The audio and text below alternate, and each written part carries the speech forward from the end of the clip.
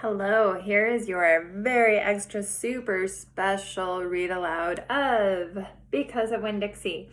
We left off from chapter 7 with our reading lesson. So we are on chapter 8, and I'm actually going to post a few chapters here for us. Let's see, I'll do 8 and 9 for the super special Winn-Dixie read aloud.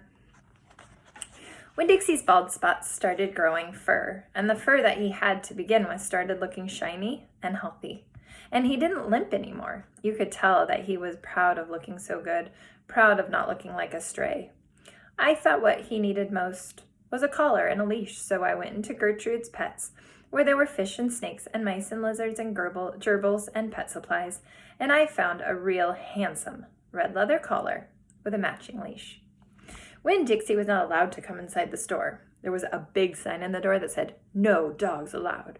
So I held the collar and the leash up to the window, and Winn-Dixie, who was standing on the other side of the window, pulled up his lips and showed me his teeth and sneezed and wagged his tail something ferocious. So I knew he absolutely loved the leash and collar combination, but it was very expensive.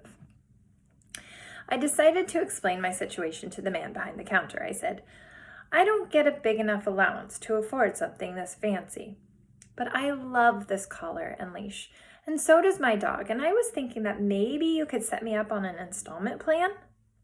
"Installment plan?" said the man. "Gertrude!" somebody screamed in a real irritating voice. I looked around. It was a parrot. She was sitting on top of one of the fish tanks looking right at me. "An installment plan," I said, ignoring the parrot. "You know, where I promise to give you my allowance every week and you give me the leash and the collar now." "I don't think I can do that," said the man. He shook his head. "Nope, the owner, she wouldn't like that." He looked down at the counter. He wouldn't look at me. He had thick black hair and it was slicked back like Elvis Presley's. He had on a name tag that said Otis. "Or I could work for you," I said. "I could come in and sweep the floors and dust the shelves and take out the trash. I could do that." I looked around Gertrude's Pets. There was sand and flower seed shells and big dust bunnies all over the floor. I could tell that it needed to be swept.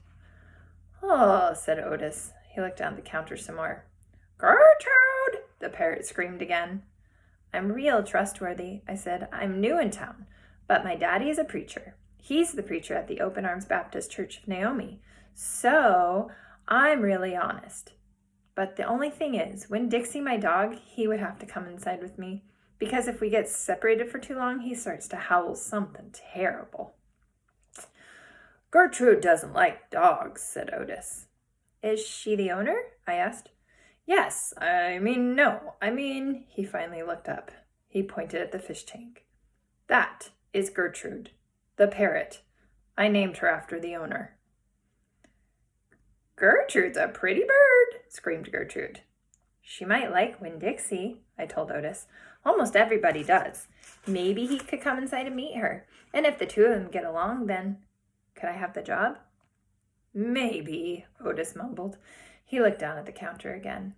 So I went and opened the door, and Winn-Dixie came trotting on inside the store. "Dog!" screamed Gertrude.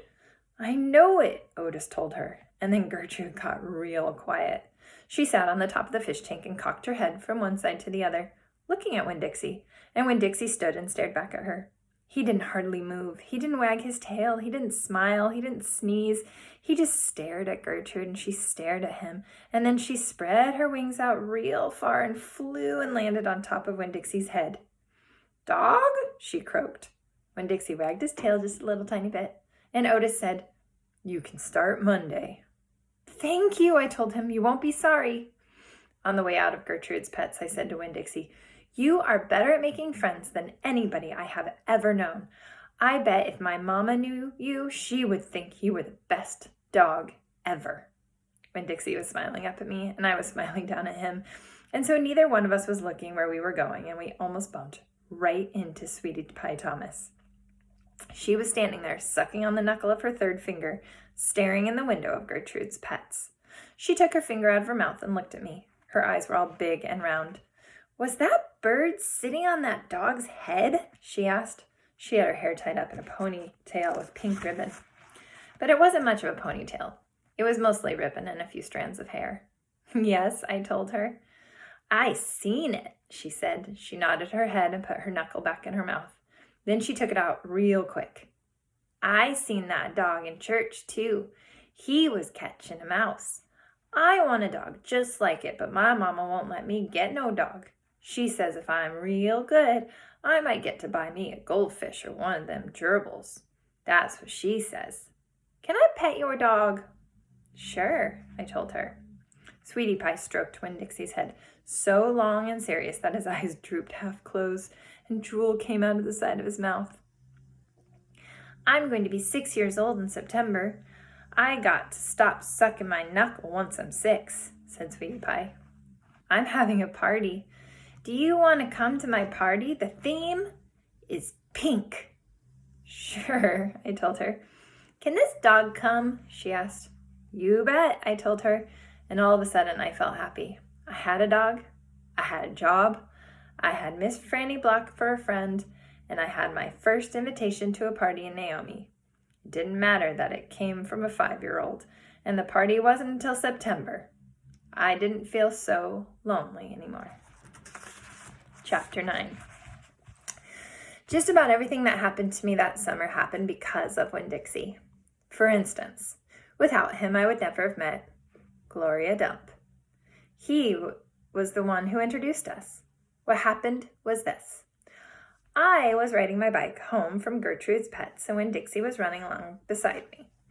We went past Dunlap and Stevie Dewberry's house, and when Dunlap and Stevie saw me, they got on their bikes and started following me. They wouldn't ride with me, they just rode behind me and whispered things that I couldn't hear. Neither of them had any hair on his head because their mama shaved their heads every week during the summer.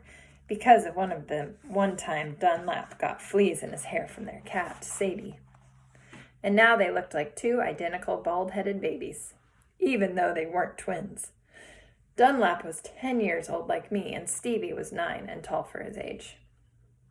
I can hear you, I hollered back at them. I can hear what you're saying, but I couldn't. Winn-Dixie started to race way ahead of me. You better watch out, Dunlap hollered. That dog is headed right for the witch's house. Winn-Dixie, I called, but he kept on going faster and hopped a gate and went into the most overgrown jungle of a yard that I'd ever seen. You better go get your dog out of there, Dunlap said. The witch'll eat that dog, Stevie said. Shut up, I told them. I got off my bike and went up the gate and hollered, Winn-Dixie, you better come out of there. But he didn't. She's probably eating him right now, Stevie said, and he and Dunlap were standing behind me. She eats dogs all the time. Get lost, you bald-headed babies, I said. Hey, said Dunlap, that ain't a very nice way for a preacher's daughter to talk. He and Stevie backed up a little. I stood there and thought for a minute. I finally decided that I was more afraid of losing Winn-Dixie than I was of having to deal with a dog-eating witch. So I went through the gate into the yard. That witch is going to eat that dog for dinner and you for dessert, Stevie said. We'll tell the preacher what happened to you, Dunlap shouted after me. By then I was deep in the jungle. There was every kind of thing growing everywhere. There were flowers and vegetables and trees and vines. Winn-Dixie, I said. Hey, I heard. This dog sure likes to eat. I went around a really big tree all covered in moss. And there was Winn-Dixie.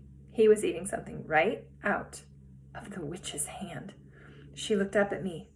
This dog sure likes peanut butter, she said. You can always trust a dog that likes peanut butter. She was old with crinkly brown skin. She had on a big floppy hat with flowers all over it. And she didn't have any teeth. But she didn't look like a witch. She looked nice. And Winn-Dixie liked her, I could tell.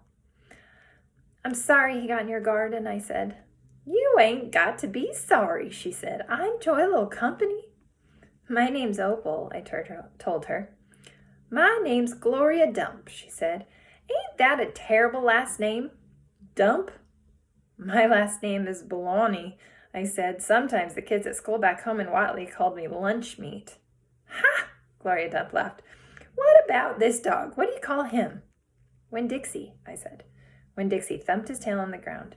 He tried smiling, but it was hard with his mouth all full of peanut butter. Winn-Dixie? Gloria Stump said. You mean like the grocery store? Yes, ma'am, I said. Woo-wee, she said. That takes the strange name prize, don't it? Yes, ma'am, I said. I was just fixing to make myself a peanut butter sandwich. She said, you want one too? All right, I said, yes, please. Go on and sit down, she said, pointing at the lawn chair with the back all busted out of it. But sit down carefully. I sat down careful, and Gloria Dump made me a peanut butter sandwich on white bread. Then she made one for herself and put her false teeth in to eat it. When she was done, she said to me, You know, my eyes ain't too good at all. I can't see nothing but the general shape of things. So I got to rely on my heart. Why don't you go on and tell me everything about yourself? So, as I can see you with my heart. And because Winn-Dixie was looking up at her like she was the best thing he'd ever seen, and because the peanut butter sandwich had been so good, and because I'd been waiting for a long time to tell some person everything about me, I did. Chapter 10. All right, see you back for Chapter 10 at our next lesson.